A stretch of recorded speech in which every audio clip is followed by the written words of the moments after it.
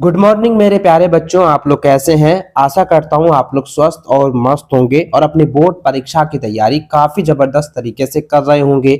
बच्चों, आप लोगों को मालूम ही होगा कि क्लास 9th का जो है फाइनल बोर्ड परीक्षा जो है 29 और 30 जनवरी को होने वाली है। और 30 जनवरी को जो है क्लास 9th का सोशल साइंस यानी सामाजिक विज्ञान की फाइनल बोर्ड एग्जाम्स होनी है। तो बच्चों, आज की इस वीडियो जो है आप सभी के लिए बहुत ही महत्वपूर्ण होने वाला है, क्योंकि इस वीडियो में आपके क्लास 9th वालों का सोशल साइंस यानी सामाजिक विज्ञान के ऐसे most important VBI objective question बताने वाला हूं जो कि काफी ज्यादा वायरल है और एग्जाम में आने के 100% चांस रहते हैं।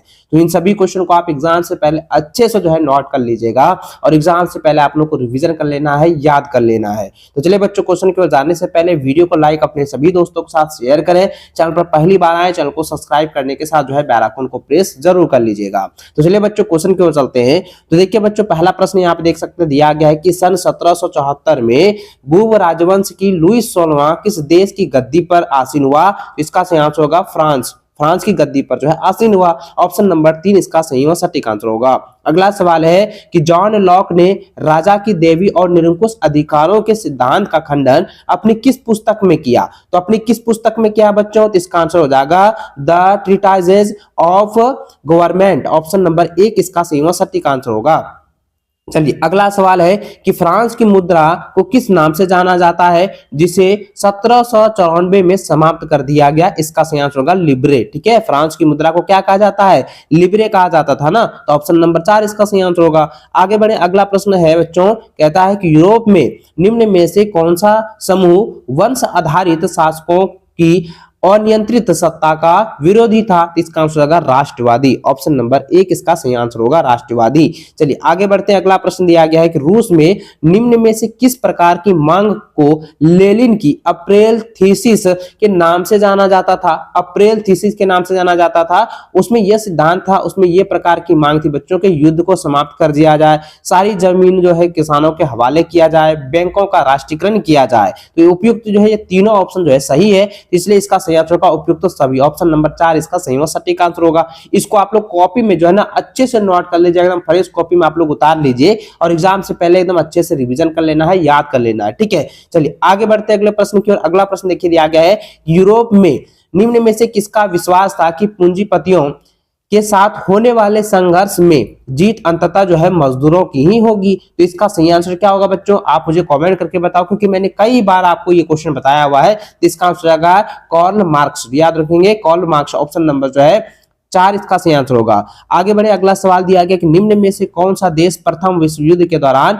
मित्र शक्तियों के खेमे में शामिल नहीं था। यहाँ पे पूछा गया शामिल नहीं था, तो बच्चों इसका सही आंसर होगा जर्मनी। ठीक है, ऑप्शन नंबर 1 इसका सही और सटीक आंसर होंगे। अगला सवाल है कि हिटलर ने जिस विचारधारा को जन्म दिया था उसे क्या कहते हैं। देखिए, हिटलर के द्वारा जो विचारधारा जो है जन्म किया गया, यानी कि जो है जन्म दिया गया, यानी कि जो उनका विचारधारा था ना, उसे क्या कहते हैं। तो उसे हम लोग कहते हैं बच्चों, उसे क्या कहते हैं, उसे क्या कहते हैं, मैंने कई बार आप लोग को बताया था, कई बार आप लोग को मैंने बताया, उसको जो है नास्तिवाद कहते हैं ना जी, नास्तिवाद कहते हैं। तो ऑप्शन नंबर जो है 3 इसका सही सटीक आंसर होगा नास्तिवाद। चलिए अगला प्रश्न देखिए बच्चों, क्या दिया गया है, कहता है जावा में किस समुदाय के लोग कुशल लकड़हारे और घुमंतु किसान के रूप में जाने जाते थे। तो इसका आंसर हो जाएगा बच्चों कलांग। ऑप्शन नंबर जो है 2 इसका सही और सटीक आंसर होगा। अगला सवाल देखिए, दिया गया है कि वन अधिनियम के चलते गांव वालों कि निम्न में से कौन सी गतिविधियां गैर कानूनी बन गई। तो गैर कानूनी बन गई, तो इसका सही आंसर होगा बच्चों घर के लिए लकड़ी काटना, पशुओं के लिए चराना, कंदमुंद फल इकट्ठा करना, ये सारे ऑप्शन जो है गैर कानूनी बन गए थे। किन गतिविधियों में, आप लोगों को मैंने बताया ना कि वन अधिनियम गतिविधियों के कारण से, इसलिए इसका सही आंसर क्या हो जाएगा, उपयुक्त तो सभी हो जाएंगे। ऑप्शन नंबर 4 इसका सही और सटीक आंसर होगा। अगला प्रश्न देखिए, दिया गया है कि भेड़िया, यहाँ पे भेड़िया नहीं है, भोटियां, याद रखेंगे, भोटियां, शेरपा और किन्नौरी, याद रखेंगे किन्नौरी समुदाय के लोग जो है निम्न में से क्या थे, निम्न में से क्या थे। वे सारे के जो है जो समुदाय है, भोटियां, शेरपा और किन्नौरी जो समुदाय है, वे सारे जो है वो चारवाहा थे। क्या थे, चारवाहे थे। ऑप्शन नंबर जो है ना 3 इसका सही और सटीक आंसर होगा। चलिए आगे बढ़ते, अगला सवाल देखिए, दिया गया है कि औपनिवेशिक सरकार ने अपराधी जनजाति अधिनियम कब पारित किया। तो बच्चों ये बहुत आसान सवाल है, बहुत ही आसान सवाल है, 1871 में। ऑप्शन नंबर 1 इसका सही आंसर होगा। अगला सवाल देखिए, दिया गया कि उत्तर भारत में जो है देश को लगभग 2 बराबर भागों में निम्न में से कौन सी रेखा बांटती है। यानी कहने का मतलब यह है कि उत्तरी भारत में देश को जो है, पूरे भारत देश को जो है 2 बराबर भागों में बांटने वाली रेखा का नाम बताना है। तो इसका सही आंसर क्या आ जाएगा, विषुवत रेखा। ऑप्शन नंबर जो है ना, ये ऑप्शन नंबर 2 इसका सही आंसर होगा, विषुवत रेखा। इसको आप लोग अच्छे से नोट कर लीजिए, ठीक है। ऑप्शन नंबर जो है, देखिए एक यहाँ पे विषुवत रेखा है, लेकिन हमको यहाँ पे लग रहा है इसका सटीक आंसर ये होना चाहिए, कर्क रेखा। ऑप्शन नंबर ये वाला होना चाहिए, ठीक है, कर्क रेखा होगी, ठीक है। इसको आप लोग नोट डाउन कर लीजिए।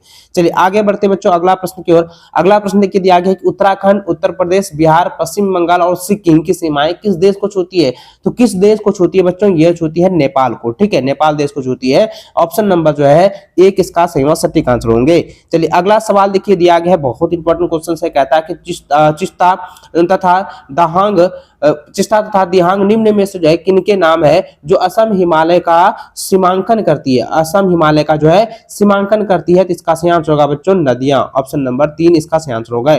अगला सवाल देखिए दिया गया है कि भारत में हिमालय पर्वत की श्रृंखला में सबसे लंबी तथा सबसे महत्वपूर्ण श्रृंखला किसे मानी जाती है। तो बच्चों सबसे लंबी तथा सबसे महत्वपूर्ण जो है श्रृंखला जो है किसे मानी जाती है, तो इसका सही आंसर होगा महाभारत। ऑप्शन नंबर जो है ना ये हो जाएगा महाभारत। चलिए इसको आगे बढ़ते हैं अगले सवाल की ओर। अगला सवाल देखिए दिया गया है, भारत का कौन सा राज्य तथा नगर जो है सिंधु तथा गंगा नदी तंत्रों के बीच जो है जल विभाजक पर स्थित है। तो जल विभाजक पर स्थित है, इसका आंसर होगा हरियाणा अंबाला। हरियाणा अंबाला ऑप्शन नंबर 1 इसका सही आंसर होगा। अगला सवाल देखिए दिया गया है कि निम्न में से भारत के प्रायद्वीपीय भाग की एक प्रमुख नदी कौन है जिसे दक्षिण गंगा के नाम से भी जाना जाता है। दक्षिण गंगा के नाम से भी जाना जाता है, तो इसका आंसर जाएगा बच्चों गोदावरी नदी। ऑप्शन नंबर 4 इसका सही आंसर होगा। अगला सवाल है कि महानदी, गोदावरी, कृष्णा तथा कावेरी पूर्व की ओर बहती हुई गंगा बंगाल की खाड़ी में गिरती है। ये नदियां अपने मुहाने पर जो है किनका निर्माण करती है। यानी कि ये सारी नदियां जो है एक साथ जो है मिल जाती है और बंगाल की खाड़ी में गिरती है। तो जिस जगह गिरती है ना वहां पे जो है किसका निर्माण करती है, ये सारी नदियां जहां पर गिरती है यानी जहां पर मिलती है उस मुहाने पर जो है वो डेल्टा का निर्माण करती है। ऑप्शन नंबर जो है 2 इसका सही आंसर होगा डेल्टा। अगला सवाल देखिए दिया कि वन किस प्रकार का संसाधन है। तो देखिए बच्चों वन जो है ना ही मानव निर्मित संसाधन है, ना ही अजैव संसाधन है, ना ही नवीकरणीय संसाधन है, इसलिए इसका सही ऑप्शन हो जाएगा इनमें से कोई नहीं। ऑप्शन नंबर 4 इसका सही और सटीक आंसर होंगे। चलिए आगे बढ़ते हैं। अगला सवाल दिया है वन क्षेत्र निम्न में से किन कारणों से कम हो रहे हैं। तो वन क्षेत्र जो है किन कारणों से जो है कम हो रहे हैं, ये तो कई बार मैंने आपको पढ़ाया हुआ, कई बार आप लोगों को बताया है कि उद्योगों के विकास होने के कारण से जो है वन क्षेत्र जो है काफी कम हो रहे हैं। शहरीकरण के परियोजना लागू होने के कारण जो है जंगलों की कटाई हो रही है और शहर बन रहे हैं। कृषि के लिए अधिक क्षेत्र की मांग होने के कारण जो है जंगलों को काटा जा रहा है और कृषि जो है भूमि को जो है बनाया जा रहा है। तो इसलिए इसका सही आंसर का उपयुक्त समय, ये सारी जो है कारण जो है वन क्षेत्र को कम कर रही है। तो ऑप्शन नंबर 4 इसका सही और सटीक आंसर होंगे। अगला सवाल देखिए दिया गया कि निम्न में से कौन सा कारण जो है भारत के उत्तर पश्चिमी भाग में शीत ऋतु में होने वाली वर्षा के लिए उत्तरदायी है। तो बच्चों इसका सही आंसर होगा पश्चिमी विक्षोभ। ऑप्शन नंबर 1 इसका सही आंसर होगा। अगला सवाल देखिए दिया गया कि राष्ट्रीय जनसंख्या नीति 2000 का मुख्य उद्देश्य क्या है। देखिए राष्ट्रीय जनसंख्या नीति 2000 का मुख्य जो है उद्देश्य यह है बच्चों, मुख्य उद्देश्य क्या है कि 14 वर्ष से कम आयु के बच्चों को निःशुल्क शिक्षा प्रदान करना, शिशु मृत्यु दर को कम करना, टीका रोधी बीमारियों से बच्चों को छुटकारा दिलाना। तो ये सभी ऑप्शन जो है आपके सही है, इसलिए इसका राइट और सटीक आंसर होगा उपयुक्त तो सभी ऑप्शन नंबर 4 एकदम टिक लगा लो, इसको आप लोग कॉपी में लिख लो, ठीक है। उपयुक्त 4 इसका सही आंसर होगा, ठीक है। चलिए अगला प्रश्न देखते हैं बच्चों। अगला प्रश्न क्या दिया है कि लोकतंत्र के लिए निम्न में से किसका होना जरूरी माना जाता है। तो किसका होना जरूरी माना जाता है, तो ये दोस्तों स्वतंत्र एवं निष्पक्ष चुनाव का होना जो है जरूरी माना जाता है। ऑप्शन नंबर 2 इसका सही आंसर होगा। अगला सवाल है कि चीन की संसद को निम्न में से किस नाम से जाना जाता है। तो चीन की संसद को किस नाम से जाना जाता है बच्चों, तो उसे जो है राष्ट्रीय जन संसद के नाम से जाना जाता है। ऑप्शन नंबर 1 इसका सही आंसर होगा। अगला सवाल देखिए दिया गया कि दक्षिण अफ्रीका की गोरों की सरकार यानी दक्षिण अफ्रीका की गोरों की सरकार ने नेशनल मंडेला पर किस प्रकार का मुकदमा चलाया था। नेशनल मंडेला पर किस प्रकार से मुकदमा चलाया था, तो देशद्रोह का जो है मुकदमा चलाया था। तो ऑप्शन नंबर 1 इसका सही आंसर होगा देशद्रोह। अगला सवाल देखिए दिया गया कि 1950 में ही दक्षिण अफ्रीका अफ्रीका के रंगभेद के खिलाफ निम्न में से किसने संघर्ष किया? तो बच्चों इसका सही आंसर होगा उपयुक्त सभी हो जाएंगे कि अश्वेत, रंग चमड़ी वाले, भारतीय मूल लोग, ये सारे जो है ना रंगभेद के खिलाफ जो है संघर्ष किया था। तो ऑप्शन नंबर 4 इसका सही आंसर होगा, उपयुक्त सभी ऑप्शन सही है। ठीक है, चलिए आगे बढ़े। अगला सवाल दिया गया कि भारत में चुनाव कराने की जिम्मेवारी किस संस्था पर होती है? तो भारत में चुनाव जो कराने की जिम्मेदारी जो होती है वो किस संस्था पर होती है? बच्चों ये तो आप सभी को पता है, मैंने पहले भी आप लोगों को बताया है, ये निर्वाचन चुनाव आयोग का जो है ये संस्थान जो है काम करती है। तो निर्वाचन चुनाव आयोग ऑप्शन नंबर 3 इसका सही आंसर होगा। अगला सवाल देखिए दिया गया है कि निम्न में से कौन भारत देश का जो है राष्ट्रीय अध्यक्ष होता है और औपचारिक रूप से सबसे बड़ा अधिकारी भी माना जाता है? तो बच्चों इसका सही आंसर क्या हो जाएंगे? इसका सही आंसर होगा राष्ट्रपति, ऑप्शन नंबर 1 इसका सही आंसर होगा।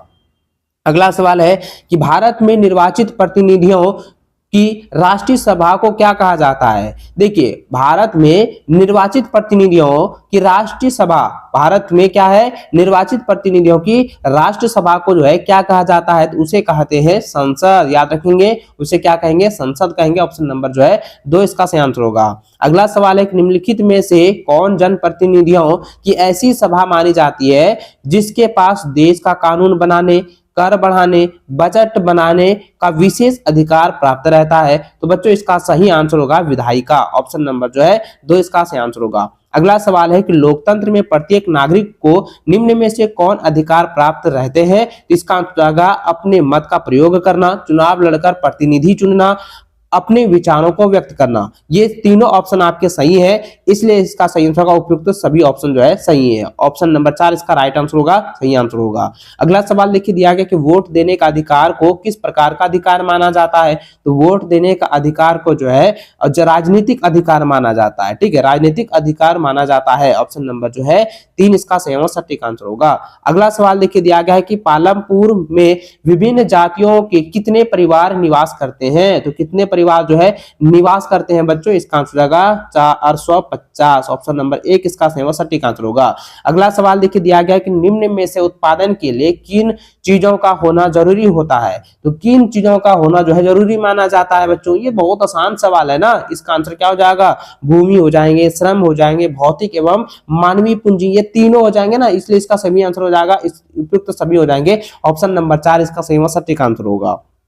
अगला सवाल देखिए दिया गया है कि शहरी क्षेत्रों में अधिकांशतः किस प्रकार की बेरोजगारी पाई जाती है? तो शहरी क्षेत्रों में जो है बेरोजगारी जो होती है वो शिक्षित बेरोजगारी होती है ना, तो ऑप्शन नंबर जो है 2 इसका सही और सटीक आंसर होगा। अगला सवाल है कि हरित क्रांति का संबंध जो है निम्न में से किससे है? तो हरित क्रांति का जो संबंध है वो जो है कृषि उत्पादन से, ऑप्शन नंबर जो है 1 इसका सही आंसर होगा। अगला सवाल है कि भारत में निर्धनता का प्रमुख कारण क्या है? तो निर्धनता का प्रमुख कारण होता है बच्चों भूमिहीनता, बेरोजगारी और अशिक्षित, यानी कि इसका सही और सटीक आंसर हो जाएगा ऑप्शन नंबर 4। उपयुक्त सभी ऑप्शन जो है इसके सभी कारण बताते हैं, तो उपयुक्त जो है 4 ऑप्शन चौथा जो है सही और सटीक आंसर होगा। अगला प्रश्न देखिए दिया गया है कि राष्ट्रीय ग्रामीण रोजगार गारंटी अधिनियम वर्ष में कितने दिनों का रोजगार उपलब्ध कराने की गारंटी प्रदान करती है? तो इसका आंसर हो जाएगा 100 दिनों का जो है गारंटी प्रदान करती है, ऑप्शन नंबर 3 इसका सही आंसर होगा। अगला सवाल देखिए दिया कि बफर स्टॉक योजना का मुख्य उद्देश्य क्या है? तो इसका सही आंसर होगा किसानों का समर्थन करना, ऑप्शन नंबर जो है 1 इसका सही और सटीक आंसर होगा। तो बच्चों आज की इस वीडियो में क्लास 9 का सोशल साइंस का जो भी क्वेश्चन मैंने आपको बताया, जो भी ऑब्जेक्टिव क्वेश्चन मैंने आपको दिया है, इन सभी क्वेश्चन को अगर आप अच्छे से रिविजन कर लेते हैं तो एग्जाम में आप लोगों का पूरा क्वेश्चन जो है लड़ने वाला है। ठीक है, तो एग्जाम से पहले आप लोगों को रिविजन कर लेना, याद कर लेना।